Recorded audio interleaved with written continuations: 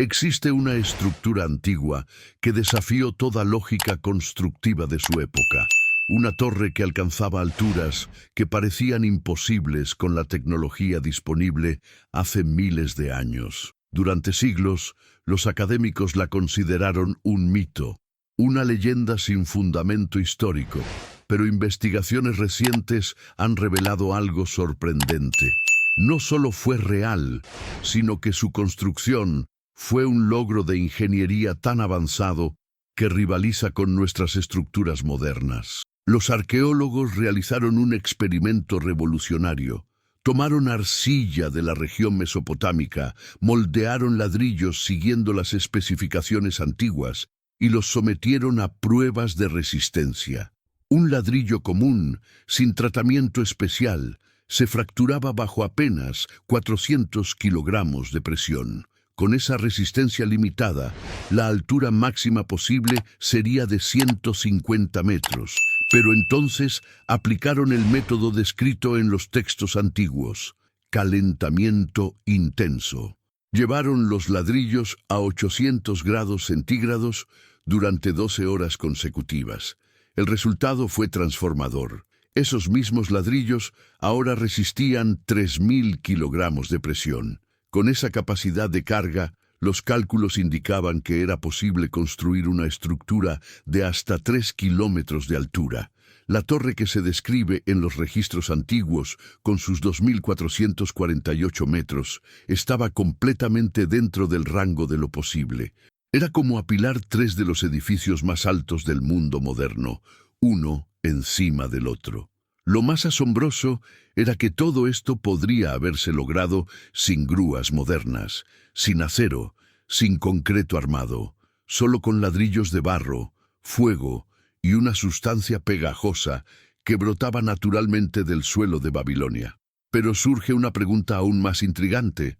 ¿Cómo coordinaban a 100.000 personas trabajando simultáneamente en una obra de esa magnitud? La construcción duró 43 años. Más tiempo del que muchas personas dedican a trabajar en toda su vida. Pero lo verdaderamente impresionante no era la duración, sino la organización logística de una fuerza laboral masiva trabajando en perfecta sincronización durante 4 décadas. Los trabajadores estaban divididos en grupos de 1.000 personas cada uno. Cada grupo tenía su propio supervisor responsable de coordinar las tareas. El sistema operaba en 3 turnos rotativos. Mientras unos dormían, otros transportaban ladrillos. Mientras otros descansaban, un tercer grupo continuaba la construcción. La obra nunca se detenía. No había descanso en sábados ni en días considerados sagrados. Era una máquina humana funcionando 24 horas al día, sin interrupciones. La logística de alimentación era brutal en su complejidad. Cada trabajador necesitaba comer 3 veces diariamente. Esto significaba preparar 300.000 comidas cada día. Panaderos, cocineros y sus asistentes trabajaban exclusivamente para alimentar a los constructores. El agua provenía del río Éufrates, transportada en vasijas de cerámica cargadas sobre las espaldas de animales de carga y esclavos. Las muertes eran una constante inevitable. Caídas desde grandes alturas, aplastamientos por ladrillos, agotamiento por el calor extremo del desierto. Los registros históricos estiman que aproximadamente 10 personas morían diariamente durante toda la construcción. En 43 años, esto significaba más de 150.000 muertes. Cada nivel de la torre fue literalmente construido sobre sangre y sacrificio humano.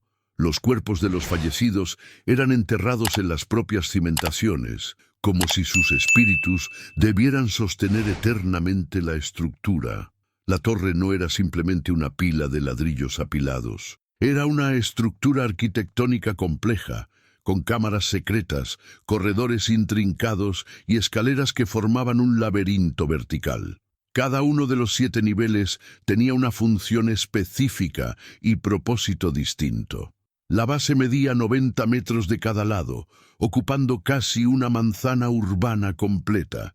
El primer nivel Con 50 metros de altura, albergaba almacenes gigantescos. Allí se guardaban reservas de alimentos, agua, ladrillos y betún. El segundo nivel era residencial. Dormitorios para los maestros constructores y sus familias. Sí, personas vivían dentro de la torre durante toda la construcción, generación tras generación. Del tercero al quinto nivel se ubicaban los talleres y oficinas de producción. Herreros forjaban herramientas, carpinteros preparaban moldes y estructuras de madera, alfareros producían recipientes y vasijas.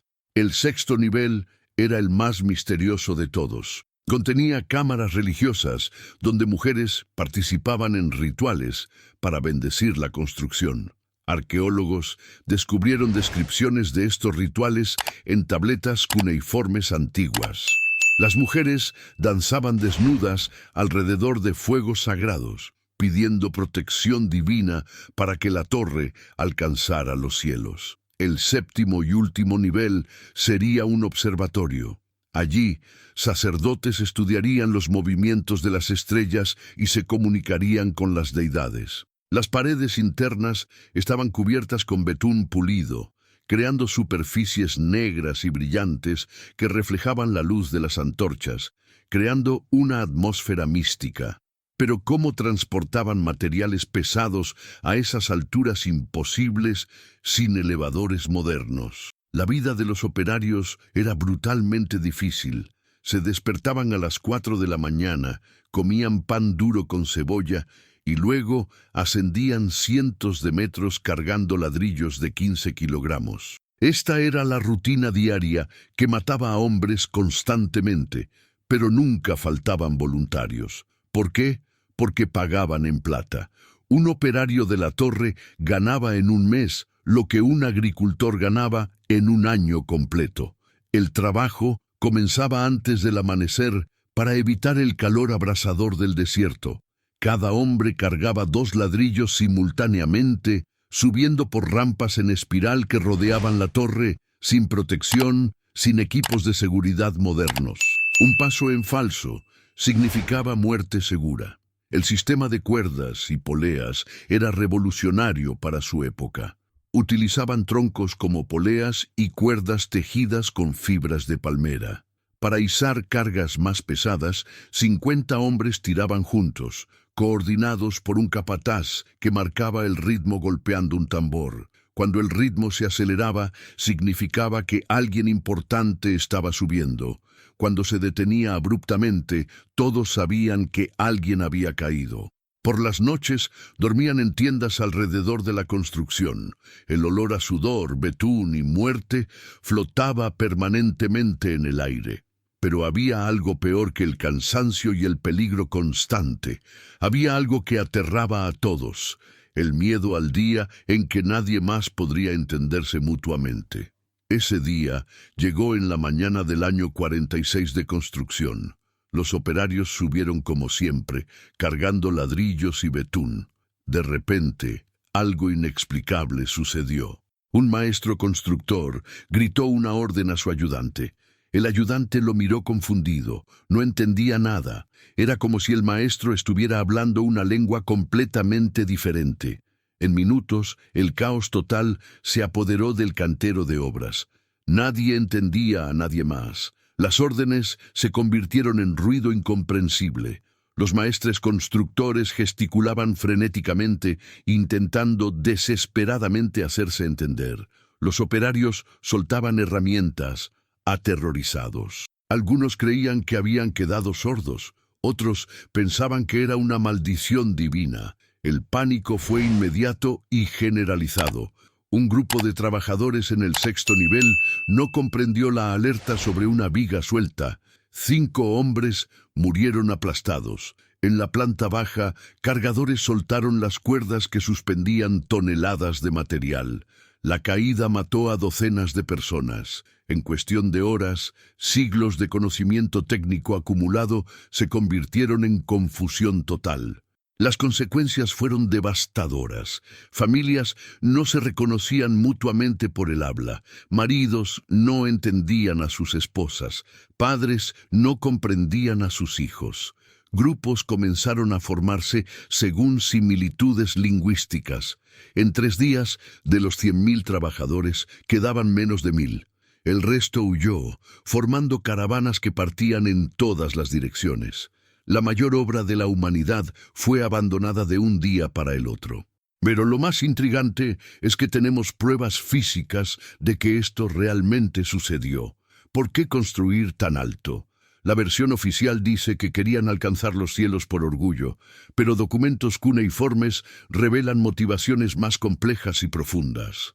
El trauma del diluvio, ocurrido apenas 130 años antes, aún atormentaba a los sobrevivientes. Nimrod, nieto de Noé, había perdido decenas de parientes en esas aguas devastadoras. Su obsesión no era simplemente poder, era supervivencia. Está escrito en una tableta encontrada en 1922. Nunca más seremos atrapados desprevenidos. La torre funcionaría como refugio en caso de una nueva inundación. Con 2.400 metros de altura, ni el diluvio más catastrófico imaginable alcanzaría la cúspide. Pero había otro propósito, aún más ambicioso. La torre sería una antena cósmica. En la cúspide, sacerdotes recibirían mensajes divinos sobre catástrofes futuras, como un informante privilegiado en los mercados financieros que sabe cuándo vender antes del colapso. Ellos tendrían conocimiento anticipado de sequías, plagas, invasiones. La información es poder, y el poder absoluto era el objetivo final. Había también un aspecto práctico: visibilidad. Una estructura de 2.400 metros sería visible desde cualquier punto de Mesopotamia. Las caravanas perdidas en el desierto la usarían como referencia.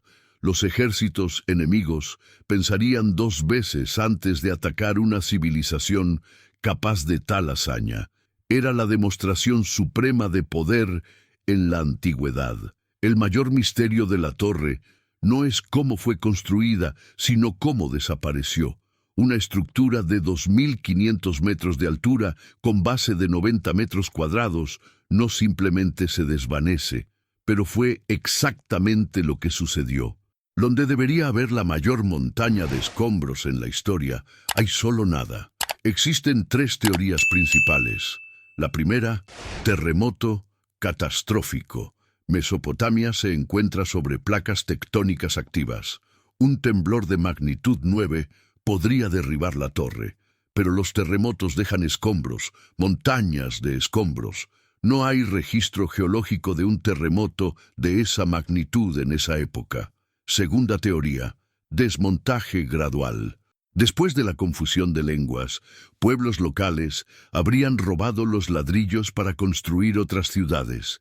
Tiene sentido, los ladrillos de calidad eran valiosos. Pero 600 millones de ladrillos abasteceríamos construcciones durante siglos. Los arqueólogos deberían encontrar esos ladrillos dispersos por toda la región. No los encuentran. Tercera teoría, la más controvertida: desintegración divina. Algunos textos antiguos mencionan fuego del cielo y la torre que se convirtió en polvo en una sola noche.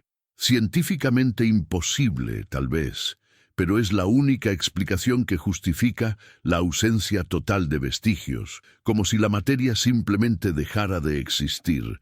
Lo que sabemos con certeza es que algo extraordinario sucedió, y las expediciones modernas aún buscan respuestas. En el último nivel de la torre, a 2.400 metros de altura, existía una cámara que pocos conocían. Ni siquiera los constructores tenían permiso para entrar. Solo los sumos sacerdotes y sus sacerdotisas vírgenes podían acceder. Lo que sucedía allí dentro era el secreto mejor guardado de Babilonia. Textos cuneiformes recientemente descifrados revelan algo impensable. Intentaban abrir un portal, no metafóricamente, literalmente. Creían que en la altitud correcta, con los rituales apropiados, podrían rasgar el velo entre mundos. Donde el cielo toca la tierra, los dioses caminan entre los hombres, decían los escritos. El tope de la torre era una máquina cósmica. Un círculo de obsidiana pulida de 30 metros de diámetro, cubierto con símbolos astronómicos. En el centro, un altar de oro macizo, donde vírgenes danzaban desnudas bajo la luna llena. La sangre menstrual era recolectada y mezclada con mercurio líquido, creando un espejo mágico que supuestamente mostraba otros mundos. Varias sacerdotisas enloquecieron. Los reportes hablan de mujeres que vieron demasiado y nunca más hablaron coherentemente. Una de ellas, antes de lanzarse desde la torre, gritó: «¡Vienen! ¡Las estrellas tienen ojos!». Su cuerpo nunca fue encontrado. Testigos juraron que se desintegró en luz antes de tocar el suelo. La confusión de lenguas podría no haber sido castigo divino. Tal vez lograron abrir el portal y algo pasó a través de él. Los constructores de la torre descubrieron algo que la humanidad tardó milenios en redescubrir. No era magia negra ni conocimiento alienígena, era química pura y comenzaba con algo que parecía lodo común del río Éufrates.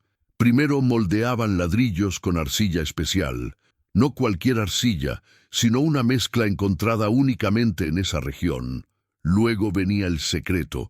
En lugar de secar al sol, como hacían con casas comunes, colocaban los ladrillos en hornos gigantescos. Temperaturas de 800 grados centígrados transformaban la estructura molecular de la arcilla. El ladrillo se convertía prácticamente en piedra. Pero el verdadero truco estaba en el adhesivo. Usaban betún natural, un petróleo pastoso que brotaba del suelo en pozos negros. Cuando se calentaba, el betún penetraba los poros de los ladrillos, creando una unión más fuerte que el cemento moderno. Arqueólogos encontraron ladrillos de la torre aún pegados después de 4000 años. Intentaron separarlos con martillos y no pudieron. Cada ladrillo pesaba 15 kilogramos y medía dimensiones específicas. Para construir la torre completa necesitaban 600 millones de ladrillos. La producción era industrial, 50.000 ladrillos diarios, 365 días al año. Los hornos funcionaban sin parar, consumiendo bosques enteros como combustible. Pero toda esa tecnología habría sido inútil sin resolver un problema crucial: cómo elevar ladrillos de 15 kilogramos a 2 kilómetros de altura.